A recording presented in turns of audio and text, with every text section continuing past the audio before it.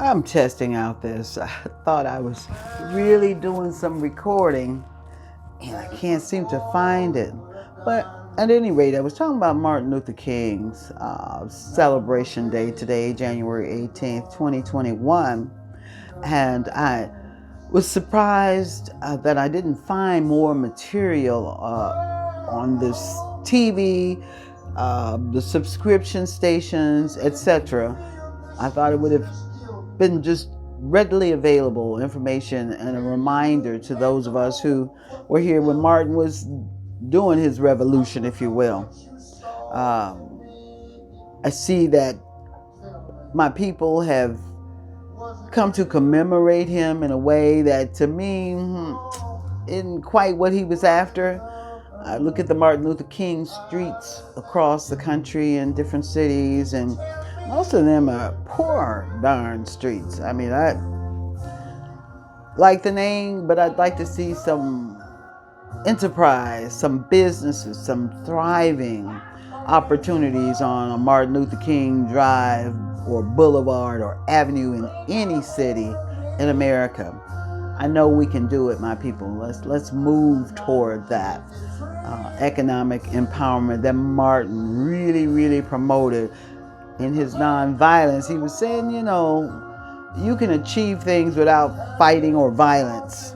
A lot of us are not, or I never was in agreement at the time, but I certainly could see how he impacted my family members, my community, and all. He was a man who people acknowledged, and there was regard and respect. He spoke as a leader of black people, maybe not all of them, but a lot of them, and he did it with grace and conviction.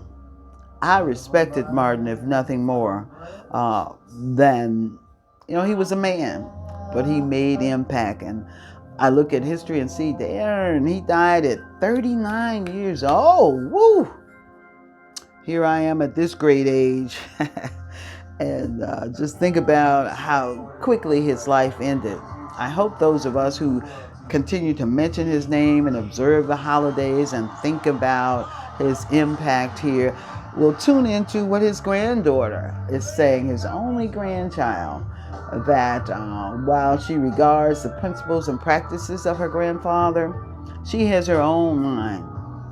And they will just enhance and embellish what her roots are. I loved it.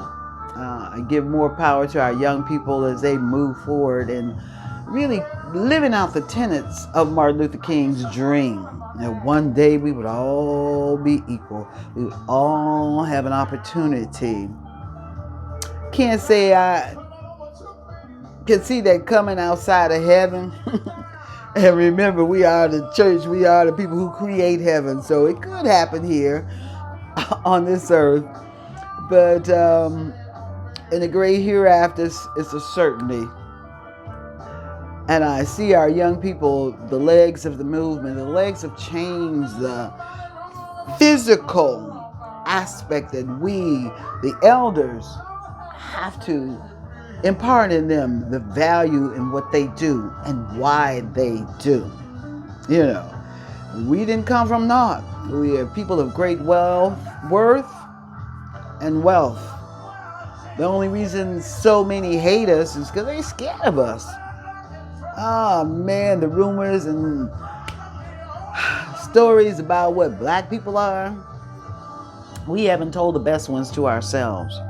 I believe, and I'm teaching all of mine to believe, that as co-creators with God, nothing and no one can disempower us but ourselves. And Martin Luther King, I thank you for the ritual that I now have in my life of today, because rituals lead me back to references of meaning, what matters in my life. And it mattered most to me that my people came together for significant change in the world. And they did it, Martin himself, spiritually. They didn't want to fight. I was ready to tear everything down. Let's change it. Let's blow it up. Let's riot. Let's do that. But I could see the value when I look at his actions. In spite of all the things that were done to him, he had that mission of forgiveness. I really think he was a God-sent person, and he believed it was greater than himself to absolve and reconcile all the injustices and unfairness in the world. So Martin, thank you. Thank you all for tuning in to just what I'm thinking about, what kind of ritual Martin Luther King. You know I like to celebrate what he means to me. A great man, great principles. Shall we also be just the same? Great people, great principles, great practices. Queen Hostess Claudette, talk to you later.